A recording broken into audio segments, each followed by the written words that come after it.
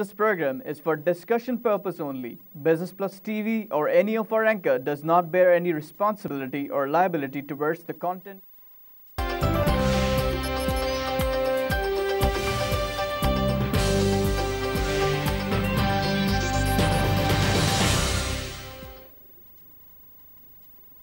अस्सलाम वालेकुम and welcome to the programme PSX hotline और मैं हूं आपका होस्ट रुहेल इंतखाब। प्रोग्राम में हम बात करते हैं पाकिस्तान स्टॉक एक्सचेंज के हवाले से कि मार्केट की ओवरऑल क्या परफॉर्मेंस रही, मार्केट पे कितना असर रहा इकोनॉमिक्स का और कुछ पॉलिसीज़ का जो गवर्नमेंट की जानिब से जारी की जाती हैं, फिस्कल रोल और मॉनिटरिंग पॉलिसी और फिस्कल पॉलिसी का क्या रोल रहा, आज प्रोग्राम में ये भी डिस्कस करेंगे। लेकिन सबसे पहले हम बात करेंगे आज की मार्केट की परफॉर्मेंस के हवाले से। आज सुबह की मैं बात करूं तो मार्केट को हमने का जो फर्स्ट सेशन हमने देखा इट वाज वेरी नाइस। मतलब अगर मैं मंडे की बात करूं तो यही सूरत हाल मंडे के सेशन में भी रही। आज के सेशन में हमने देखा कि 149 पॉइंट्स का दोबारा इजाफा हुआ और 100 से ऊपर ये फिगर जा रही है पॉजिटिव में, जो हम पिछले मंडे के सेशन में भी हमने देखा और फ्राइडे के सेशन में भी हमने देखा। उसके बाद सेकंड सेशन के करीब मतलब 12 बजे से पहले 179 पॉइंट्स का इजाफा देखने में आया और मार्केट की क्लोजिंग हो गई इस वक्त 40,209। फिर सेकंड सेशन शुरू हुआ तो जब सेकंड सेशन का आगाज़ हुआ तो ग्रेजुअली मार्केट नीचे जाना शुरू हो गई और जो क्लोजिंग हमारे पास आई वो आई 40,050 और जिसमें हमने देखा 19.65 का पॉजिटिव चेंज आया। उसके बाद KSE 30 और KSE 100 का क्या इंडेक्स रहा मैं आपको बताऊं। इस वक्त KSE 100 इंडेक्स का मैं बताऊं जो क्लोजिंग आई वो 40,050 जिसमें 19.65 का चेंज आया। KSE 30 इंडेक्स का आया 22,726 जिसमें 5.68 का पॉजिटिव चेंज देखने में आया। ऑल शेयर इंडेक्स की मैं बात करूं तो ऑल शेयर इंडेक्स आया हमारे पास 26,739 जिसमें हमने देखा कि 9.61 का चेंज आया, पॉजिटिव चेंज। अगर 100 इंडेक्स के हाई लेवल की बात करूं तो हाई लेवल था 40,000 to 11.35 और लो लेवल था 40,000 to 7.76। ये तो KSE 100 इंडेक्स के हमने हाई और लो लेवल की बात कर ली। अब बात करते हैं KSE 30 इंडेक्स की। KSE 30 इंडेक्स का आपने देखा कि जो हाई लेवल रहा वो 23,038.13 और लो लेवल रहा 22,913.65। चेंज की मैं बात बता चुका हूँ आपको, दोबारा बताऊँ चेंज भी हमने इसमें 5.68 का देखा जो कि पॉजिटिव था। अब बात करेंगे ऑल शेयर इंडेक्स की।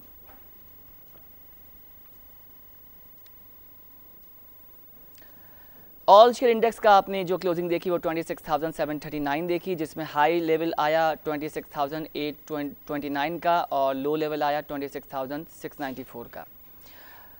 अब बात करेंगे हम कंपनीज़ की कि किन कंपनीज़ को हमने आज ओवरऑल ऑब्जर्व किया बिजनेस करते हुए। अगर ओवरऑल ऑब्जर्व कंपनीज़ की बात की जाए तो there is 374 companies, there is advance in 177 companies, there is decline in 171 companies and there is no change in 26 companies, they are still neutral. ये तो कंपनीज़ की बात हमने कर ली। अब बात करेंगे वॉल्यूम मिलियन शेयर्स की कि किन कंपनीज़ का वॉल्यूम मिलियन शेयर्स क्या रहा। अगर KSE 30 की बात करूं तो 60.90 million shares, KSE 100 96.89 million shares, all share जो रहा वो 240.36 रहा million share, volume million shares के हवाले से मैं आपको बता रहा हूँ ये। अब तो ये तो बात हो गई सारी हमने वॉल्यूम्स की कर ली और KSE 30 का और KSE 100 का ऑल शेयर इंडेक्स के फैक्ट्स एंड फिगर्स आपके सामने रखे। अब बात की जाएगी उन कंपनीज़ के जो अपने टॉप लीडर्स रहीं, अपने वॉल्यूम के हिसाब से टॉप लीडर्स रहीं। तो have a look for Dewan cement. Dewan cement में 18.49 मिलियन शेयर्स का हमने देखा जो रिकॉर्ड हुआ टॉप वॉल्यूम नंबर 1 पे। इलेक्ट्रिक लिमिटेड 17.13 मिलियन शेयर्स, दीवान सलमान 13.31, दीवान मोटर्स 11.94, TRG पाकिस्तान लिमिटेड 7.89। ये तो टॉप वॉल्यूम लीडर्स हो गए। अब बात करेंगे उन कंपनीज़ की जिन कंपनीज़ का शेयर प्राइस आज प्रॉफिट में रहा यानी इंक्रीज रहा। तो have a look for top gainers. Number 1 position is there Rafhan maize that is 102.11 जो हमने इसमें पॉजिटिव चेंज देखा रफान मेज का। ये मुसलसल जो है इसका जो शेयर है इस कंपनी का ये इंक्रीज़ पर ही है। Unilever Foods 70+, Nestle Pak 55, Sanofi Aventis का 29, म्यूरी ब्रीवी का 25। अब बात करेंगे टॉप लूजर्स की। इससे पहले मैंने सारी आपको कंपनीज़ के शेयर प्राइस जिनके इंक्रीज़ हुए हैं वो बता दिए। अब टॉप लूजर्स में कौन है? टॉप लूजर्स में हमारे पास सिमेंस पाकिस्तान जो कि लूज रहा 21.00 ऑलमोस्ट 21 रुपये से। Feroz 12, Khyber tobacco 12, Hinoon laboratory 7.56, KSB pump 6.99, almost 7 rupees. ये वो कंपनीज हैं, इनका शेयर प्राइस आज लूज में रहा। ये सब चीज़ें आज हम डिस्कस करेंगे। सेक्टर के हवाले से भी बात की जाएगी कि किन सेक्टर्स पे आने वाले दिनों में हम देख रहे हैं कि वो जो ज़्यादा एक्टिव हैं, और आज का अगर मैं बात करूं कि आज किन सेक्टर का टर्नओवर क्या रहा, ये भी प्रोग्राम में मैं आपसे डिस्कस करूंगा। हमें ज्वाइन किया है ज़फ़र मोती साहब ने, चेयरमैन है ज़फ़र मोती सिक्योरिटीज़ के। Sir welcome to the programme. Thank you. कैसे हैं सर? ठीक ठाक है? बिल्कुल ठीक। सर आज हमने देखा जो मार्केट के फैक्ट्स एंड फिगर्स मैंने पढ़ के सुना है, ओवरऑल आपकी क्या इस पर राय है मार्केट क्या? देखिए, मार्केट के जो अपवर्ड मूवमेंट चल रही है, रोज चैनल्स वाले कह रहे हैं कि क्यों हो रही है। इसमें कोई रॉकेट साइंस नहीं है। इसमें सबसे बड़ी बात यह है कि आपकी 10-15 साल से इंडस्ट्रियलाइजेशन हुई नहीं है। जो पुरानी इंडस्ट्री हमारे यहाँ लिस्टेड हैं, उनका माल बिक रहा है, उनकी प्रॉफिटेबिलिटी बढ़ रही है, और प्रॉफिटेबिलिटी दुनिया डिक्टेट कर रही है, और उसको निकाल कर वो देखते देखते आजकल ज़माना स्पीडीली इंफॉर्मेशन का है, तो दुनिया में कहीं भी फंड खड़ा है तो वो देखता है कि कौन सी मार्केट में अच्छा रिटर्न आ रहा है। सही। जब वो रिटर्न देखते हैं कि कंसिस्टेंटली पाकिस्तान स्टॉक एक्सचेंज, पहले जब कराची स्टॉक एक्सचेंज था, वो 24% ईयरली पे आउट कर रहा है, तो वो देखेगा, जाहिर है वो भी ललचाएगा, वो यहाँ पर आ रहे हैं।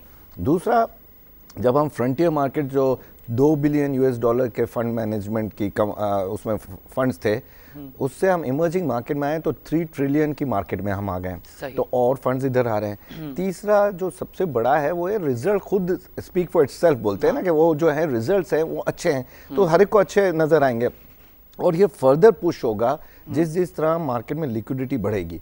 अभी तो आपके फॉरेन फंड्स ही ले रहे हैं, अगर लोकल फंड्स के पास भी अगर लिक्विडिटी होती तो वो इससे भी आगे, फॉरेन फंड से भी आगे जाकर बढ़ते हैं, क्योंकि वो तो ज़मीनी हकाइक को भी जानते हैं, वो यहीं रह रहे हैं, तो उनको नज़र आ रहा है कि भाई टर्न अराउंड थोड़ा इकोनॉमी में हुआ है, डॉलर रुपी की पैरिटी स्टेबल है, ऑल टाइम इंटरेस्ट रेट लो है, और सबसे बड़ी बात लॉ एंड ऑर्डर की सिचुएशन बेहतर हुई है। तो ये जो उनको नज़र आ रहा है, उससे ज़्यादा जो यहाँ पर घबराए हुए थे हमारे रेगुलेटर्स जो आते हैं इस्लामाबाद से कराची, वो कहते थे पहले हमें ड्राइवर कराची आते हुए डरा देता था कि सर मोबाइल लैपटॉप नीचे रखे, अब वो कहते आप काम करते रहे, हम गाड़ी चला रहे। तो ये जो एटमॉस्फेयर ऑफ कामनेस है, इसको ठीक है, मैं ये नहीं कहता कि कंप्लीट वो हो गया है, सेफ्टी हो गई है, लेकिन ये है कि ये और बिगाड़ते भी रहेंगे जब तक CPEC बनेगा, हमारे ऊपर प्रेशर आएंगे, इंसिडेंट्स होंगे, लेकिन पहले से बेहतर बतदरीज लॉ एंड ऑर्डर की सिचुएशन हुई है, उसका रिफ्लेक्शन जो है कैपिटल मार्केट पर आ रहा है। कैपिटल मार्केट पे आ रहा है, डायरेक्टली आ रहा है। ज़फ़र साहब, आपने बड़ी अच्छी बात करी लॉ एंड ऑर्डर की और CPEC के हवाले से। CPEC प्रोसेस होते हुए अभी आप देखें कोई डेवलपमेंट होती है, लॉ एंड ऑर्डर के हवाले से एक रिएक्शन किया जाता है, चाहे वो ब्लास्ट की सूरत में हो, चाहे कोई भी ऐसा वाक़या हो जो डायरेक्ट इकनॉमिक पे अफेक्ट करे। और पाकिस्तान स्टॉक एक्सचेंज की हिस्ट्री भी ये रही है कि लॉ एंड ऑर्डर अगर पाकिस्तान में होता है, हाइप पे जाता है, तो मार्केट पे फ़ौरन असरअंदाज होता है। आपको क्या लगता है इस तरह के वाक़यात डैमेज करेंगे हमारी पाकिस्तान स्टॉक एक्सचेंज को आने वाले दिनों में? अल्लाह ना करे कि इस तरह के वाक़यात मज़ीद हों, अल्लाह ना करे, लेकिन एक प्रोटेक्शन के तौर पर मैं अगर आपसे सवाल करूँ तो देखिए, CPEC मांगेगा तो कुर्बानियाँ, ये तो आपको और हमें सबको पता है कि ये हर एक की आंख में वो बना हुआ है, नासूर बना हुआ है, और इसमें ये नहीं कह रहा कि आपके दुश्मन हो गए। अफसोस तो ये जिनको हम दोस्त कहते हैं उनको ज़्यादा तकलीफ है, और ये भी पता है कि ये पोर्ट जो नेचुरल पोर्ट है किसी और के पास नहीं है, ठीक है, लेकिन इसकी प्रॉब्लम आएगी। आज मैंने खुद इनवाइट किया था चाइनीज़ वाइस कॉन्सल जनरल को, डॉक्टर मू मेरे पास आए थे, मेरे ब्रोकरेज हाउस में, आपके पीछे जो ये लगा हुआ है उसकी मेरी ऑफिस भी नज़र आ रही है बिल्कुल सामने। तो वो जो है उनका इंटरव्यू भी 2-3 चैनल्स ने लिया, तो उन्होंने भी कहा कि हमें भी पता है कि कितना वाइटल इंपॉर्टेंस है CPEC का बनना और गवादर पोर्ट। बाकायदा रिपोर्टर्स ने पूछा। अब नोशन ये है कि पाकिस्तान ये समझ रहा है कि पाकिस्तान का ही फायदा है, इसमें पूरे चाइना का भी बहुत ज़्यादा बड़ा फायदा है, और वो जो है ट्रिलियंस ऑफ डॉलर पोर इन करेगा, तो उसको भी पता है कि उसके 3-3 हफ्ते का टाइम का जो जर्नी है वो ख़त्म हो जाएगा। तो ये चीज़ें देखते हुए दुनिया की मूवमेंट हो रही है। यहाँ तक बातें आ रही हैं कि साइबेरिया के थ्रू अमेरिका और रशिया के रोड बनेंगे या ट्रेन सिस्टम बनेगा। अभी वो दुबई में वो शुरू करने के हैं, जो पाइप से आप राइस उल खैमा पहुँच जाएंगे 15 मिनट में। तो ये दुनिया बहुत स्पीडीली चेंज होगी।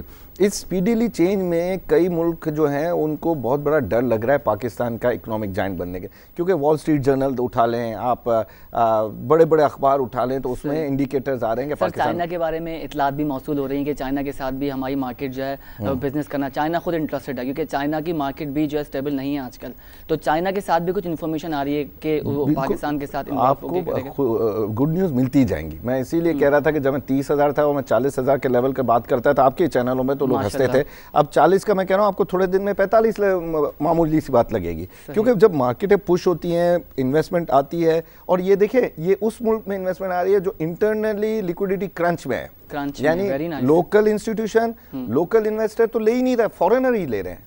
सही, तो उसका एक इफेक्ट है, फॉरनर का इफेक्ट भी है। ये आपने बड़ी अच्छी बात बोली। फ्राइडे की अगर मैं बात करूं तो हमने देखा कि फर्स्ट सेशन में एकदम से जो चेंजेस आए, जिस फ्लक्चुएशन से मार्केट चेंज हुई है, सेकंड सेशन में हमारे लोकर्स फॉरन सेलिंग करना शुरू कर देते हैं, उनको मतलब उनको मौका मिल जाता है, ठीक है this is the part of profit and loss, लेकिन सर स्टेबल रखनी चाहिए चीज़ों को, आप क्या समझते हैं? देखिए इन्वेस्टर जो है ना वो डरा हुआ, हाँ, खौफ का शिकार है। आप वो सोचे कि 14 अगस्त के लिए कितने हमारे जो एजेंसियां थी उन्होंने मेहनत की है कि कहीं मसला ना हो। ये जो बार बार कह रहे थे कि कोयटा के इफेक्ट के बाद कि हमारे एजेंसियां जो कहीं भी जा सकती हैं, ये उनको वार्न कर रहे थे जो कहते थे कि नो गो एरियाज हैं, कि जैसे इंटीरियर से नो गो एरिया, ऐसा कुछ नहीं होगा, पूरा मुल्क ओपन होगा, और जहां पर भी इनको नजर आएगा कि कोई लॉ एंड ऑर्डर की सिचुएशन है, क्योंकि ये कोयटा से अगर ये इंसिडेंट करके ये टेररिस्ट ऐसा नहीं है कि मुल्क से बाहर भाग रहे, ये इंटीरियर सिंध में भी जा सकते हैं, तो आपको तो इसको ओपन करना पड़ेगा, हर एक को देखना पड़ेगा कि कौन कहां से आ रहा है। आप सोचे कि अब जो ये स्कीमें चली हैं पासपोर्ट कैंसिल करने की, आईडी कार्ड चेक करने की, 20 साल से होता है तो आज कब खत्म हो जाता है। ये जब कोई इंसिडेंट होता है तो एक हम न्यूज़ सुनते हैं कि CNIC की वेरिफिकेशन की जाएगी, उसको और अपडेट किया जाएगा, ये सब चलता रहता है जब तक खुदा ना खासा कोई इंसिडेंट नहीं होता सर, तो जब तक इस तरह के कोई नोटिस सामने नहीं आते। नहीं, लेकिन आप देखिए कि इस दफ़ा जो गवर्नमेंट ने किया कि भाई ये जो 14 अगस्त के दिन सब जगह बड़े सिटीज़ में मोबाइल बंद किए, तो आपके मोबाइल बंद होने से ये अगर ऐसे सिचुएशन बच जाती है तो बहुत बड़ी कोई मसला नहीं है। लेकिन सर क्रिटिसाइज लोग करते हैं, लोग कहते हैं टेली कम्युनिकेशन वालों का बिजनेस जो है लॉस में जाता है, बड़ी शिकायतें उनको मौसूल होती हैं, PTA जो है एक्टिव हो जाता है, और टेली कम्युनिकेशन वालों को ये भी कहा जाता है, ये मैं अपने पास से नहीं बोल रहा, कि वो गवर्नमेंट कहती है कि ये ज़रूरी है करना, बिकॉज उनके फिर वो पूरी चेन होती है, सप्लाई चेन उनकी हो रही होती है, मार्केटिंग हो रही होती है, एडवर्टाइजमेंट हो रही होती है, और दूसरा उनका नेटवर्क जो करोड़ों अरबों रुपया कमा रहा है वो डैमेज हो जाता है पूरे दिन के लिए। यार पूरे दिन के लिए, और आपके अगर ये खुदा ना खास्ता इतनी मौतें हो जाएंगी तो मैं ये पूरे दिन का डैमेज जो है ये बर्दाश्त करूंगा, क्योंकि आप उस मुल्क में अभी रह रहे हैं जिसको आज दुनिया में कोई भी अच्छी नज़र से नहीं देख रहा, और हमें तो यही डर होता है कि कहीं कोई अमेरिका में या यूरोप में होगा तो एंड में अपना पाकिस्तानी भाई लालू खेत का नजर आएगा, ऐसा डर जो है ना ये हमें डराता है। आप जब किसी इन्वेस्टर से बात करते हैं कि भाई आकर पाकिस्तान में करो, तो 90% जो डायरेक्ट इन्वेस्टमेंट करना चाहते हैं, कोई इंडस्ट्री डालना चाहते हैं, वो रिलक्टेंट हो जाते हैं, वो कहते हैं दुबई आके मिले। जब वो दुबई में आपको कहता है मिलने का, तो वो पाकिस्तान में इन्वेस्टमेंट कैसे करेगा, ये आप सोचें। और जफर साहब सबसे अच्छी बात जो हमने आजकल के दिनों में देखी कि जो आपने फॉरनर की बात करी, गोरा जो इन्वेस्ट कर रहा है बड़े कॉन्फिडेंस के साथ इन्वेस्ट कर रहा है, इस तरह के इंसिडेंट्स उसके कॉन्फिडेंस को डैमेज करने के लिए भी किए जा रहे हैं। ख़ुसूसन मैं चाइना की बात करूंगा, क्योंकि चाइनीज़ सफ़ीर मुस्तकिल पाकिस्तान में होते हैं, वो सारी चीज़ों को खुद मॉनिटर भी कर रहे होते हैं। हमारी गवर्नमेंट भी गैर जिम्मेदार तौर पर काम नहीं कर रही है, बड़ी रिस्पॉन्सिबिलिटीज़ के साथ वो मामला को आगे लेके चल रही है। अच्छा ज़फ़र साहब, मैं बात करूँगा एक्सपोर्ट के हवाले से, आप क्या देखते हैं कि राइस की एक्सपोर्ट पर बड़ा सुनने में आ रहा है, उसमें एक डैमेज हम देख रहे हैं कि लोगों ने शिकायत की है कि एक्सपोर्ट में बैरियर्स आ रहे हैं राइस के हवाले से, उस पर आपका क्या ओपिनियन है? देखिए वो बैरियर्स आते हैं, मुश्किलात आती हैं, आपको पता है यहाँ जिस तरह सीवरेज का इंफ्रास्ट्रक्चर बैठ गया, इस तरह ब्यूरोक्रेसी का भी इंफ्रास्ट्रक्चर बैठ गया है। SRO पर मुल्क चल रहा है, कंसिस्टेंट पॉलिसीज नहीं है, तो जो इन कामों में आते हैं उनकी परेशानी हमें नजर आते हैं। कुछ 2 साल पहले मैंने टेक्सटाइल इंडस्ट्री वालों को जितना परेशान देखा है, मैंने कभी वर्ष उनके हालात में भी नहीं देखा, और ये वो टेक्सटाइल वाले जायंट्स हैं जो हॉरिजॉन्टली यानी कॉटन से लेकर वैल्यू एडिड की एक टी-शर्ट शर्ट बना कर बेचने वाले लोग हैं, वो भी परेशान थे। तो ये चीज़ें गवर्नमेंट को देखनी पड़ेंगी कि एक्सपोर्ट ओरिएंटेड बिजनेसेस को किस तरह बढ़ाया जाए। कई मरतबा एक्सपोर्टर्स जो हैं वो कोशिश में होते हैं कि हमारा करेंसी डिवैल्यू हो जाए तो उन्हें प्रॉफिट आ जाए, ऐसा नहीं सोचना चाहिए। उनको सोचना चाहिए कि हम प्रोडक्ट कैसे अच्छी दें कि हमारे करेंसी की डिवैल्यूएशन के बगैर भी ये माल दुनिया में बिके, और ये माल जो बिकने की तैयारी है आज आपको पता है ब्रेक्जिट के बाद हमें भी डैमेज आएगा एक्सपोर्ट में अपने टेक्सटाइल्स को भी, तो उसको किस तरह बर्दाश्त करें। वो देखें कि ब्रेक्जिट के बाद आपके कंपैरेटिवली इंडिया को कितना बड़ा डैमेज आएगा, तो उसका हमें कुछ फ़ायदा मिलना चाहिए। ये सब चीज़ें एक थिंक टैंक होते हैं जो बैठ कर गवर्नमेंट के पास पॉलिसी बनाते हैं, वो पॉलिसीज़ को ज़रूर इम्प्लीमेंट करवाना चाहिए। सही, आपने एक्सपोर्ट की बात करी, हम लोग एक्सपोर्ट की बात कर रहे हैं। आप सर समझते हैं फिस्कल पॉलिसी में हमें गवर्नमेंट को चेंजेस की ज़रूरत है? जिस तरीके से वो टैक्स की जो है वो हर 6 महीने बाद बोलूँगा मैं, या हर 3 महीने बाद टैक्स में कंसिस्टेंसी नज़र नहीं आती, ठीक है, कंज्यूमर भी परेशान हो जाता है। अगर रिसेंटली मैं CNG टू इंस्टीट्यूट ऑफ केजीज़ की बात करूँ तो वो एक बड़ा प्रोटेस्ट आया, मेजरिंग यूनिट चेंज कर दिया गया। फिर दूसरा कि टैक्स नाफिस हो जाते हैं। अगर स्टेट की बात करूँ, स्टेट होल्डर्स की बात करूँ, रियल इस्टेट वाले भी परेशान है कि टैक्सेस पे कंसिस्टेंसी क्यों नहीं बना रही गवर्नमेंट। अगर फिस्कल पॉलिसी को मॉनिटर करे, अगर फिस्कल पॉलिसी में कुछ चेंजेस लाए तो ये अफेक्ट करेंगी चीज़ों को आने वाले दिनों के लिए? बिल्कुल बिल्कुल करेंगी। और देखिए दुनिया चलती मॉनेटरी पॉलिसी और फिस्कल पॉलिसी पर है। अगर फिस्कल पॉलिसी में इन्होंने कंसिस्टेंसी रखी होती तो ऐसा मसाइल नहीं आते। हमने तो इस हुकूमत में ये भी देखा था कि SRO एक निकलता है, एक शिप आ जाता है कि ड्यूटी फ्री, और दूसरे दिन लग जाता है कि भाई ड्यूटी लग गई। इस तरह के मुल्क नहीं चलते, आपको कंसिस्टेंसी दिखानी पड़ेगी। आज ये जो मैंने कहा कि मैंने Chinese vice consul general, he was surprise कि इतनी बड़ी आप ड्यूटी ले रहे हैं इंपोर्टेड कार्स पर, ठीक है। अब यहाँ पर आप देखिए दुनिया का वर्स्ट पेट्रोल जो है ना वो पाकिस्तानी का कंज्यूमर को दिया जा रहा है, जिससे उनकी गाड़ियाँ डैमेज हो जाती हैं। तो चीज़ों में तो आपको नज़र आता है कि कंसिस्टेंसी है नहीं। इंपोर्ट की पॉलिसीज़, एक्सपोर्ट की पॉलिसीज़, रिबेट की पॉलिसीज़, कोई भी पॉलिसी ऐसी नहीं कि आपका कि यार ये पिछले 10 साल से एक ही जैसी है, चाहे अच्छी है या बुरी है, ये मैं नहीं कह रहा, लेकिन कंसिस्टेंसी के पिछले 10 साल से यही चल रहा है, हमें कोई मसला नहीं है। ऐसा कोई सेक्टर का कोई बिजनेसमैन ये नहीं बोल रहा। कभी हम देखते हैं तो शिप ब्रेकिंग वाले परेशान होते हैं, कभी टेक्सटाइल इंडस्ट्री वाले परेशान होते हैं। अभी भी लोग बात करते हैं कि भाई ये इंडस्ट्री को क्या चाहिए। भाई इंडस्ट्री की खुराक ही एनर्जी है। इंडस्ट्री का मकसद क्या है? उसको पानी चाहिए, गैस चाहिए और इलेक्ट्रिसिटी चाहिए। जिस मुल्कों में उन्होंने ये प्रोवाइड कर दी, वहाँ के इंडस्ट्रियलिस्ट तो कुछ बोलता ही नहीं, उसको तो पता है कि परेशानी नहीं होगी। लेकिन जिधर नहीं है उसको तो ये डिमांड है। अब अपने पास स्किल लेबर भी खत्म हो रही है, क्योंकि आपने एजुकेशन बिल्कुल बंद कर दी है। तो वो जो स्किल लेबर जो वैल्यू एडिट कर सकती थी, जो ये समझ सकती थी कि साइजेस क्या हैं, वेस्टेज क्या है, वो भी खत्म हो रही है। प्रोडक्शन डेवलप नहीं हो पा रही, प्रोडक्शन प्रोसेस नहीं हो पा रही बिकॉज ऑफ एनर्जी क्राइसिस। ये तो एक अलग बहस हो जाएगी। सर इस्लामिक बैंकिंग की मैं बात करूँगा, कमर्शियल बैंकिंग का माशाल्लाह जो रोल चल रहा है, कंट्रीब्यूशन चल रही है, एक बहुत अच्छी खुशआइन बात है पाकिस्तान के इकनॉमिक के हवाले से। और जो रिजल्ट भी कुछ प्राइवेट बैंक से बहुत अच्छे आए, कुछ प्राइवेट इंस्टीट्यूट की मैं बात करूं, इस्लामिक बैंक नहीं फुलफिल कर पा रहा। मॉनेटरी पॉलिसी जब जारी हुई थी, इसाक डार साहब के पास उन्होंने प्रेस रिलीज भी किया था, तो यही कहा था कि इस्लामिक बैंकिंग में रेवेन्यू इतना जनरेट नहीं हो पा रहा। आप किस नज़र से देखते हैं इसको? पहले तो ये बहुत बड़ी डिबेट है कि इस्लामिक बैंकिंग सर, इस पर तो कितने प्रोग्राम्स कर लें, कितने प्रोग्राम्स कर ले, इसमें कितने स्कॉलर्स यानी मेहनत कर करके थक गए, बिल्कुल, और वो खत्म नहीं हुआ, क्योंकि Islamic banking there is no such thing Islamic banking. तो ये जो है ना, ये जो लेकर आ रहे हैं वो उनको जस्टिफाई कर रहे हैं कि वो गलत नहीं कर रहे हैं। जबकि आप देखिए कि उसमें भी लोग जो इन्वेस्टमेंट कर रहे हैं उनको भी वो नफ़े नहीं दे रहे जो एक्सपेक्टेड थे। तो जाहिर है लोग फिर दूर हट जाएंगे, और जब दूर हटेंगे तो वापस अपने नॉर्मल बैंकिंग सिस्टम पर आ जाएंगे। तो ये जो है, या तो इस पर भी कोई कंसिस्टेंसी पॉलिसी हो, इसमें भी कोई और लोग अपना कंट्रीब्यूशन दें और थिंकिंग प्रोसेस को बढ़ाएं, तो इस्लामिक बैंक चलेगा। जफर साहब क्या करेंगे पॉलिसीज? बात वही होती है, अगर आप उसको रीड आउट भी करें चीज़ों को, कहते हैं कान ऐसे पकड़ो या घुमाकर पकड़ो, बात एक ही है। इस्लामिक बैंकिंग सिर्फ ये कर रहा है, जो मैंने पढ़ा, जो देखा, नज़रिया तब्दील कर रहा है, ठीक है, कंज्यूमर का, लेकिन एट द एंड चीज़ें वही हैं, प्रॉफिट मिल रहा होता है। बैंकिंग से मैं नहीं समझता बगैर प्रॉफिट के, बगैर इंटरेस्ट के बैंकिंग का सेक्टर, बैंकिंग का बिजनेस चल सके। आप क्या समझते हैं? इंटरेस्ट आ जाता है, चाहे इस्लामिक बैंकिंग की बात करूँ या कमर्शियल बैंकिंग की बात करूँ। तो यही तो डिबेट है, और इसी डिबेट में तो पूरा मुल्क पड़ा हुआ है, और यही समझ नहीं आ रहा कि भाई आप या तो इसके ऊपर ओपन डिबेट करवाएं, ठीक है, और जो स्कॉलर्स हैं उनको कहें भाई आप सब आकर इस पर कंट्रीब्यूट करो। इस्लामिक पॉइंट ऑफ व्यू बहुत ज़्यादा इन्वॉल्व हो जाता है तो हमारी कंट्री में। हाँ। और आपको तो पता है कि हमारा कंट्री इस्लामिक कंट्री है, ये एक कोटेशन ये भी आ जाती है। और दूसरी बात, इस्लामिक बैंकिंग की पोर्टफोलियो डेवलपमेंट नहीं है, प्रोडक्ट डेवलपमेंट नहीं है एज कम्पेयर कमर्शियल बैंक, इसलिए कि वो अभी तक एडवेंचरस हुए ही नहीं है। देखिए मैं हमेशा कहता हूँ कि आज की जो बैंकिंग है और 20 साल पहले की बैंकिंग में फ़र्क क्या था, वो बैंकर्स जो थे वो बैंकिंग समझते थे, अब बैंकर्स बैंकिंग नहीं समझ रहा है। अब आप देखिए 70-80% जो बैंकर्स है वो क्या करते हैं कि वो पब्लिक गवर्नमेंट के पेपर्स में वो डाल देते हैं पैसे, वो वो कहते हैं हमको प्राइवेट सेक्टर को देना ही नहीं है, तो फिर बैंकिंग खत्म हो गई। सही। ज़फर साहब एक ब्रेक लेंगे, ब्रेक के बाद दोबारा कंटिन्यू करेंगे। बिल्कुल, don't go anywhere, we will be right back, stay with अस।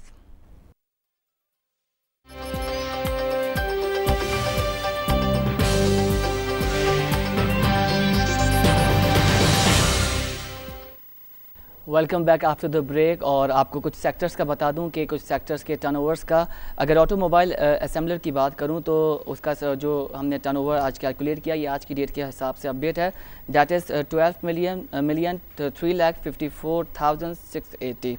और अगर नंबर 2 पोजीशन पे की मैं बात करूं तो that is cable electrical goods की मैं, तो उनका भी ऑलमोस्ट 12 मिलियन और 43 लाख के करीब है। और that is good. Commercial banking का काफ़ी अच्छा है क्योंकि ओवरऑल हमने ऑब्जर्व किया उनका भी 12 मिलियन 8 लाख है। टर्नओवर की बात कर रहा हूँ आज के। Oil and gas marketing companies का 11 मिलियन 3,51,000 एंड टेक्नोलॉजी कम्युनिकेशन का है 12 मिलियन 4,98,000। सर कुछ सेक्टर्स को हमने डिस्कस किया। अगर बात की जाए इलेक्ट्रॉनिक कॉमर्स की, ई कॉमर्स की, आजकल उस पर भी एक जो है एक नई मीटिंग बिठाई गई है खुर्रम दस्तगीर साहब ने NEC के नाम से। तो आप क्या समझते हैं कितना रेवेन्यू इलेक्ट्रॉनिक कॉमर्स आजकल जितनी हाइप पर है, कितना रेवेन्यू जनरेट हो रहा है इससे? कुछ नहीं होगा, क्योंकि मसला ये है कि अभी तक हम सेवी कहाँ हुए हैं, ई कॉमर्स के सेवी कहाँ हुए हैं। आप हमें बताएं कि हमने कल परसों ही मैंने रेगुलेटर्स को फ़ोन किया है कि भाई जब हम कुछ चीज़ें आप कहते हैं कि हमें ऑनलाइन दीजिए, हमारी वेबसाइट के थ्रू दीजिए, जब आपकी वेबसाइट ही नहीं चल रही तो क्या होगा, कैसे होगा? सर फ्रॉड भी हो रहा है, कंज्यूमर शिकायत कर रहे हैं, ये भी हुआ है, साइबर क्राइम हो रहे हैं, साइबर क्राइम का अब बिल पास हुआ है, परेशानियां लोगों की बढ़ गई हैं, ऑनलाइन क्रेडिट कार्ड चलते हुए डर लगता है लोगों को, हैकिंग हो रही है, बहुत ज़्यादा हो रही है। तो ये सब चीज़ों को कोई ना कोई तो समझे, पहले तो उनको समझ नहीं आता तो फिर कैसे करेंगे, आगे चलेगा कैसे? सर एक NAC के नाम से उन्होंने एक वो बनाई है, लाइक इजलास उन्होंने मुनक्किद किया, उसमें जो है पॉलिसीज़ बनाई है, 18 मेंबर शामिल किए हैं, उस पर कुछ टर्म एंड कंडीशन है, आप इम्प्लीमेंट करना शुरू करेंगे। तो आपको क्या लगता है ट्रस्ट का फैक्टर इसमें इन्वॉल्व है, ये डायमेंशन पे कंट्रोल कर लिया जाए तो चीज़ें वर्कआउट करेंगी? बिल्कुल, ट्रस्ट का फैक्टर बहुत बड़ा इन्वॉल्वमेंट है। और यही ट्रस्ट, जब हम बात करते हैं ना कि लॉ एंड ऑर्डर की सिचुएशन बेहतर हुई है, तो लोगों का अपनी इंस्टीट्यूशंस और वो जो एजेंसियां हैं जो हैंडल कर रही हैं, उन पर ट्रस्ट का लेवल बढ़ गया, उनके ऊपर उनका भरोसा बढ़ गया। आप देखें कि आपके जो आर्मी की पॉपुलैरिटी है वो ऑल टाइम हाई क्यों हुई है, इसलिए कि उन्होंने कंट्रोल करने की चीज़ों की कोशिश की है और वो सक्सेसफुल हुए। अगर नहीं करते तो वही ट्रस्ट का लेवल फकदान होता है। इसी तरह आप बिजनेसेस में, साइबर क्राइम में, एक्सपोर्ट पॉलिसी में, जो इंस्टीट्यूशन इनको हैंडल कर रहे हैं वो अगर अपना काम पूरा करेंगे तो लोगों का ट्रस्ट का लेवल बढ़ जाएगा। ट्रस्ट का लेवल बढ़ जाएगा। एक तो हमने ये बात कर ली, ई कॉमर्स में जो अभी मैंने डिस्कस आपसे किया कि फ्रॉड हो रहा है, कार्ड की आपने बात करी, लोग डर रहे हैं, डेबिट कार्ड हो गया, क्रेडिट कार्ड हो गया, अपने नंबर्स देने के लिए। दूसरी बात ये कि सर जो वेबसाइट्स हैं इसकी मॉनिटरिंग भी होनी बहुत ज़रूरी है, क्योंकि वेबसाइट्स फेक भी हैं। अगर मैं एम्बेसीज़ की बात करूं, कुछ लोग जो वीज़ाज़ के ज़रिए जो है फेक वेबसाइट्स बनाते हैं, लोगों का पर्सनल डेटा वो हैक कर लेते हैं, एक्वायर कर लेते हैं। अगर ई कॉमर्स में सबसे ज़्यादा जो प्रॉब्लम आता है वो आता है पैसे का। लोग डरते हैं ज़्यादा महंगी बाइंग करते हुए, चाहे 1 रुपये की भी चीज़ हो सर, किसी का पैसा 1 रुपये की भी वो भी वर्थ रखता है। तो आप क्या समझते हैं कि मॉनिटरिंग बढ़नी चाहिए? क्योंकि जब इस तरह के इजलास उन्होंने कंडक्ट किया है, मीटिंग्स बताई हैं, इम्प्लीमेंट भी करना शुरू कर देंगे, तो बज़ाहिर आप नहीं देख रहे किसी भी किस्म का कोई प्रॉफिट या कोई टैक्स या रेवेन्यू की सूरत में गवर्नमेंट के पास से ई कॉमर्स से निकलेगा? बिल्कुल मैं नहीं देख रहा हूँ, क्योंकि बिल्कुल जहाँ ये बहुत ही इस पर चेकिंग हो रही है और जहाँ सब ये चेक करने वाले कंट्री है उसको भी उनको हैंडल करना मुश्किल हो गया है। आपको पता है दुबई के अंदर जैसे कंट्री के अंदर भी ये ई क्राइम्स हुए हैं जो बाद में डिटेक्ट हुए हैं, तो ये हमारे लिए तो और डिफ़िकल्ट होगा। तो कंज्यूमर फिर आहिस्ता आहिस्ता इसको ख़त्म भी कर देगा और फिर इस पर कोई बिजनेस कुछ भी नहीं है। तो यही तो डर लग रहा है कि भाई आप यहाँ पर तो लोग अपने आईडी कार्ड का नंबर देते हुए डर रहे हैं, अपने सिस्टम्स को बार बार रीचेक कर रहे हैं, उसमें वॉल्स पर वॉल्स लगा रहे हैं जिसको एंट्री एग्जिट मुश्किल हो जाए।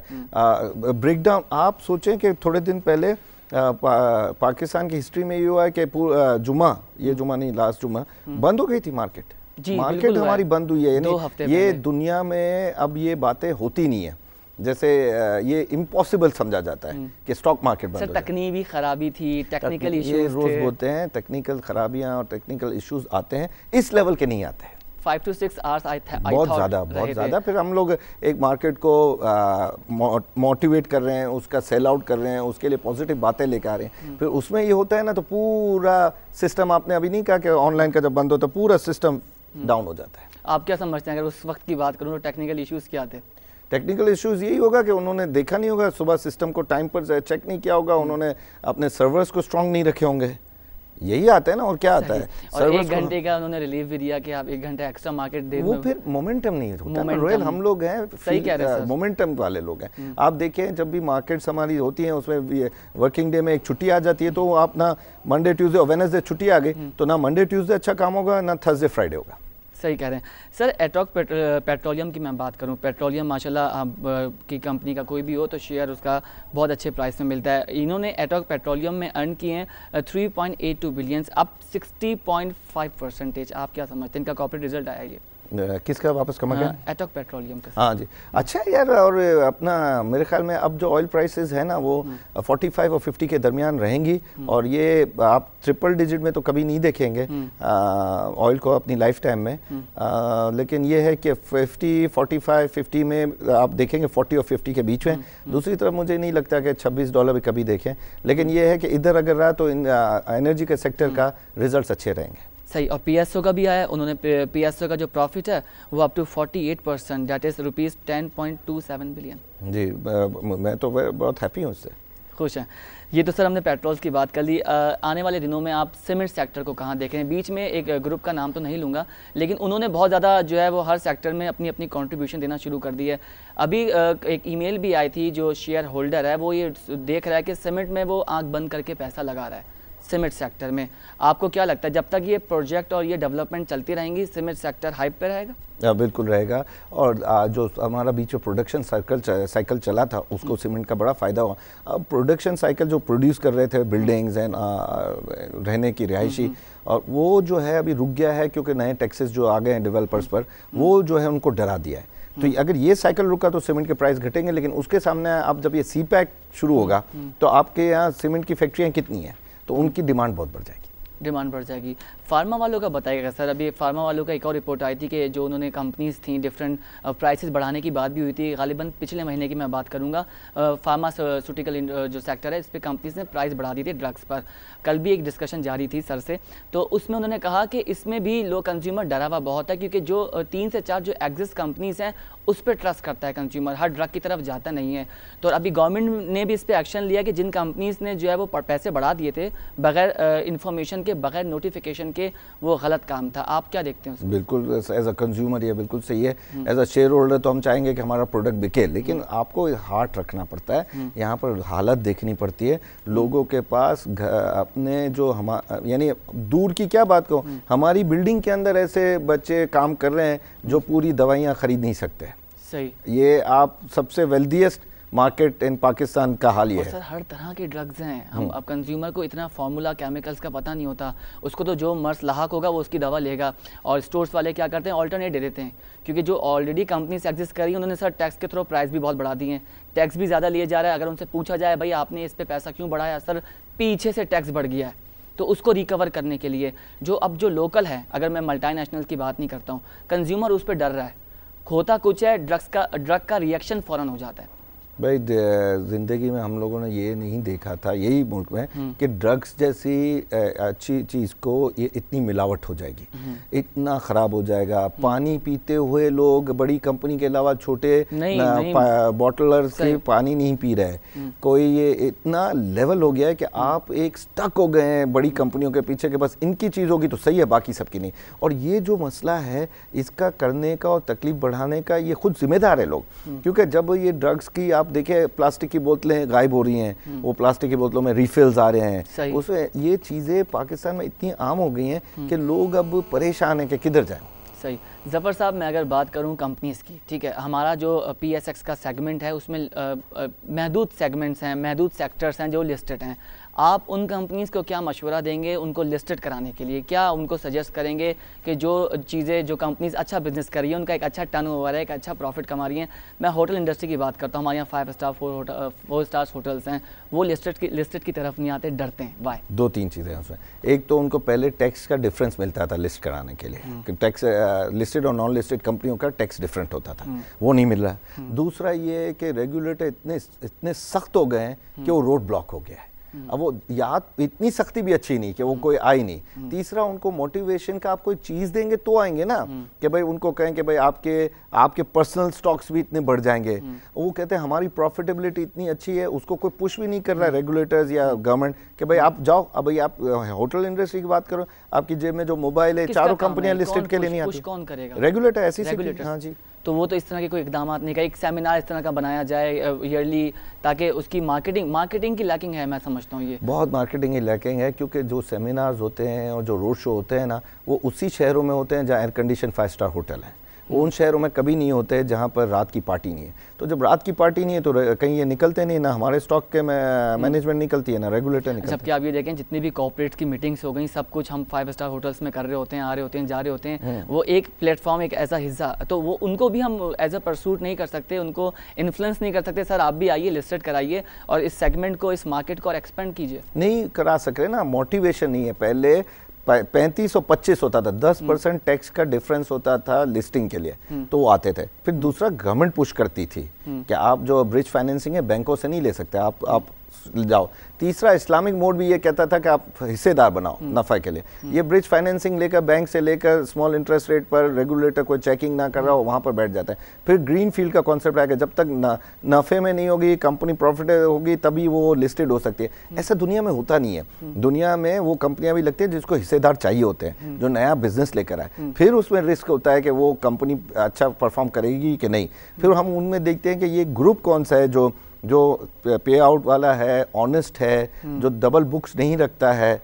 अब देखिए, अभी तक जो जितने वो टेक्सटाइल इकाई जिसका बाद में पता चला कि उसके ऊपर कर्जे थे बैंक ऑफ पंजाब के, कितना बड़ा स्कैंडल हुआ। फिर इसके बाद आप देखो कि कई मरतबा बड़ी बड़ी कंपनियां जो है रिजल्ट्स में इधर उधर कर देती हैं, कई पे आउट में कर देती हैं, कई नुकसानात दिखा देती हैं। यहाँ तक हुआ है कि छोटे टेक्सटाइल तो ये दिखा रहे हैं कि अभी तक नुकसान में है, जबकि उनकी हर साल नई गाड़ियाँ भी आ रही हैं, हर साल नया प्लॉट भी लिया जाता है। तो ये सब चीज़ों को देखना पड़ेगा गवर्नमेंट को। SECP ने 386 कंपनीज को रजिस्टर किया 12 जुलाई को, और उन्होंने मजीद कहा कि 12% single member companies as the rest as a public unlisted non profit association and foreign companies भी हैं उसमें। क्या देखते हैं सर, फॉरेन कंपनीज का भी इस तरह से एसोसिएशन होना अच्छा है मुल्क के लिए? बहुत अच्छा है, ताकि लगे कि हम ओपन फॉर बिजनेस हैं। अगर आप ओपन फॉर बिजनेस है तो लोग आएंगे। मैं आपको दोबारा कह रहा हूँ कि जो चाइनीज लोग ये आ रहे हैं, जो ये सब इधर उधर से घूम फिर कर आ रहे हैं, ये कुछ देख रहे हैं तब आ रहे हैं ना। अगर आप अपने होल्ड और हॉर्सेज अब आप सही रखोगे, अपनी सिम सही रखोगे, तो बहुत लोग आएंगे। अच्छा, CPEC आपको अल्लाह करे पूरा हो जाए, आप आगे इसमें कोई डेडलॉक देख रहे हैं किसी? नहीं, बिल्कुल नहीं देख रहा। और मैंने कहा ना कि इसमें कुर्बानियाँ मांगता है, और पाकिस्तान एज अ मुल्क तैयार है कुर्बानियाँ देने। कुर्बानियाँ मांगता है हमारी नेशन की सर? ये नेशन मांगेगा ना, क्योंकि आपका ये प्रोजेक्ट दुनिया का सबसे बिगेस्ट प्रोजेक्ट है। सबकी आंखें लगी हुई है सर बिल्कुल, यही तो आपके पड़ोसियों की, आपसे दूर रहे हुए, आपसे जो ट्रेड करते थे सालों से, जो पॉजिटिव थे आपके लिए, वो भी परेशान है कि हो क्या रहा है। तो गवर्नमेंट को कहीं ना कहीं क्रेडिट होगा इस चीज़ का कि CPEC को लेकर उन्होंने प्रोसेस किया आगे। मेरे ख्याल में इंस्टीट्यूशन दूसरा है और गवर्नमेंट तो अभी तक समझ नहीं रही है, वो तो बात। इंस्टीट्यूट दूसरा है, वेरी नाइस। अच्छा सर, एक बात, पाइपलाइन की मैं बात करूंगा ईरान का, इस प्रोजेक्ट को आप कहाँ देख रहे हैं? पॉजिटिव हूँ, लेकिन फिर मैं आपको कह रहा हूँ कि CPEC से डायनामिक्स बहुत चेंज होते हैं, और यहाँ इसको पाइपलाइन को भी आगे लाने में CPEC का हिस्सा हो सकता है। CPEC का हिस्सा हो सकता है। US इन्वॉल्व होगा, इन्वॉल्वमेंट आएगी उसकी? देखो, अब उसको भी US को भी सिट डाउन करना पड़ेगा। ये कोई माफिया का सिट डाउन नहीं है, ये है कि कंट्रीज को बैठना पड़ेगा कि भाई पाकिस्तान के साथ आप कोऑपरेट करो। अमेरिका चाहता है सर CPEC हो या नहीं हो? कैसे चाहेगा? आप देखो ना, ये लोग कहते हैं कि यार अमेरिका आपके खिलाफ साजिश कर रहा है। भाई हर मुल्क अपना पर्सनल वो देखेगा, कोई मुल्क भी अपना दूसरों के लिए ये नहीं चाहेगा कि उनको बेनिफिट हो और हमें ना हो। हर मुल्क अपना चाहेगा। तो आप ऐसी स्ट्रेटेजी बनाओ, आप ऐसे खेलो चेस को कि आपका बेनिफिट ज़्यादा हो जाए, हमारा बेनिफिट ज़्यादा हो जाए। चाइनीज़ के साथ ये CPEC आगे जाएगा, अल्लाह करे ऐसा हो जाए। लेकिन सर US में इलेक्शन है, डोनाल्ड ट्रंप और हिलरी क्लिंटन दो उम्मीदवार हैं, दो कैंडिडेट हैं, दोनों की जो पॉलिसीज़ है वो डिफरेंट है, दोनों एक अलग माइंडसेट की पर्सनालिटीज़ हैं। हिलरी क्लिंटन के बयान पाकिस्तान के फेवर में होते हैं, इवन मुसलमानों के फेवर में होते हैं। इस लोग कहते हैं it's kind of a political point scoring. Donald Trump साहब जो हैं वो बहुत ही अगेंस्ट हैं मुस्लिम के, पाकिस्तान स्टेट के। आप क्या समझते हैं इन दोनों की, ये दो पर्सनालिटीज़ अगर चेंज होती है, US की गवर्नमेंट, हिलरी क्लिंटन आती हैं, तो पाकिस्तान के साथ पाकिस्तान का आगे ट्रेड क्या होगा? कोई ऐसी पॉलिसीज़ बनाई जाएंगी जिससे पाकिस्तान डी एसोसिएट हो डिफरेंट चीज़ों से? हिलरी क्लिंटन ही आएगी, और दूसरा ये कि जैसे ही वो आएगी तो पाकिस्तान से ताल्लुकात बेहतर होंगे। ये जो अभी एक दूसरे को शक की नज़र से देखा जाता है वो कम होगा। लेकिन एक बात आप याद रखिए कि जो ये राइट से डोनाल्ड ट्रंप आ रहा है, ये आज नहीं तो 4 साल बाद इसकी शक्ल का कोई और आदमी ये पॉलिसीज को बढ़ाएगा। उस टाइम के लिए हमें तैयार रहना चाहिए। उसकी शक्ल का हो सकता है सर ये भी गवर्नमेंट का हिस्सा बन जाए किसी ऐसी पोजीशन पर। आपको वापस कह रहा हूँ, आप समझें कि ये जो लेफ्ट से जो बर्नी सैंडर्स आए थे, बर्नी सैंडर्स फेल हो गए। अब यहाँ से जो राइट से डोनाल्ड ट्रंप आ रहा है, इसके भी बहुत चाहने वाले हैं। इस दफ़ा डिफीट दे देगी तो अगले 4 साल बाद ये दोबारा सर उठाएगा। तो वो शक्ल डोनाल्ड ट्रंप नहीं होगा, कोई और इसकी तरह की पॉलिसी लेकर आगे आएगा। वो बड़ा खतरा ज्यादा है मुझे इस 4 साल की, ये जो नया इलेक्शन हो रहा है उसमें डर नहीं है, अगले 4 साल के बाद, क्योंकि हिलरी क्लिंटन के पॉइंट्स भी ज्यादा हैं उनके, वो पॉपुलैरिटी में जीत गई है, वो जीत गई है, तो वो she would be the next president of America. और उसमें भी पाकिस्तानी सोल्जर का हाथ था, पाकिस्तानी। बिल्कुल सर, क्या बात बोली आपने, ज़बरदस्त। पावर सेक्टर की मैं बात करूं, power sector collection up to 94.3% जो अभी ईयर गया है 15 to 16, इसको आप क्या देखते हैं? बिकॉज इम्प्रूव हुआ है sir 94.3% during the financial year. बहुत अच्छी बात है। और ये जो पावर सेक्टर में इन्होंने शुरू किया है कि जो पैसे नहीं दे रहे, कलेक्शन जहाँ से नहीं है उधर लाइट एनर्जी देना ही बंद कर दो, ये बहुत अच्छा आइडिया है। लेकिन दूसरी तो फिर कभी कभी ज्यादती भी कर देते हैं कि जहाँ गैस का आपका आ रहा है 500 रुपये और कभी लाख रुपए का बिल भेज देते हैं, ये भी तो एक ज्यादती है। दूसरी तरफ कंज्यूमर को भी तो देखिए ना कि क्या होता है। वो अभी बड़े स्कैंडल चले थे, किसी के 2 करोड़ रुपया बिल आ गया था। इस तरह की ज्यादती भी नहीं होनी चाहिए, दोनों तरफ का होना चाहिए कि भाई आप ऐसा भी ना करो कि बिल्कुल ही हठधर्मी पर आ जाओ, ना ऐसा करो कि टोटल बंद कर दो। ज़फ़र मोदी साहब, आने वाले दिनों में आप इकोनॉमिकल पॉइंट ऑफ व्यू से पाकिस्तान स्टॉक एक्सचेंज को कहाँ देख रहे हैं, मार्केट को कहाँ देख रहे हैं? कि प्रोडक्शन होती है मेरी आखिर में, मैं हर गैस से करता हूँ, ये बहुत अच्छा देख रहा हूँ। मुझे डीम्यूचुअलाइजेशन के बाद स्ट्रेटेजिक इन्वेस्टर भी नज़र आ रहा है पाकिस्तान स्टॉक एक्सचेंज के लिए। मुझे मार्केट का और 3-4 हज़ार पॉइंट के बढ़ने की उम्मीद मुझे है। मुझे अभी लॉ एंड ऑर्डर की सिचुएशन और बेहतर नज़र आ रही है। इंटरेस्ट रेट यही रहेंगे, स्टेबल रहेंगे तो मसला नहीं है, इंटरेस्ट रेट बढ़ने का कोई चांसेस नहीं है। ऑयल प्राइसेस 45-50 के रहेंगे तो एज अजमी मुल्क हमें बहुत बड़ा बेनिफिट है। ज़फ़र मोदी साहब, बहुत बहुत शुक्रिया, आपने वक्त निकाला, प्रोग्राम में हमें ज्वाइन किया, बेहतरीन सजेशन आपने दी। इंशाल्लाह दोबारा आपको इनवाइट करेंगे। ज़फ़र मोदी साहब हमारे साथ मौजूद हैं और उन्होंने बहुत ज़बरदस्त मार्केट की परफॉर्मेंस के बारे में आपको बताया। सेक्टर वाइज उन्होंने बता दिया कि किसका क्या कंट्रीब्यूशन है और कितना कितना किस सेक्टर में फ़ायदा हुआ है। अपने मुल्क का बहुत ज़्यादा ख्याल रखिएगा। कल आपसे दोबारा मुलाकात होगी, मुझे इजाज़त दीजिए, अल्लाह हाफ़िज़।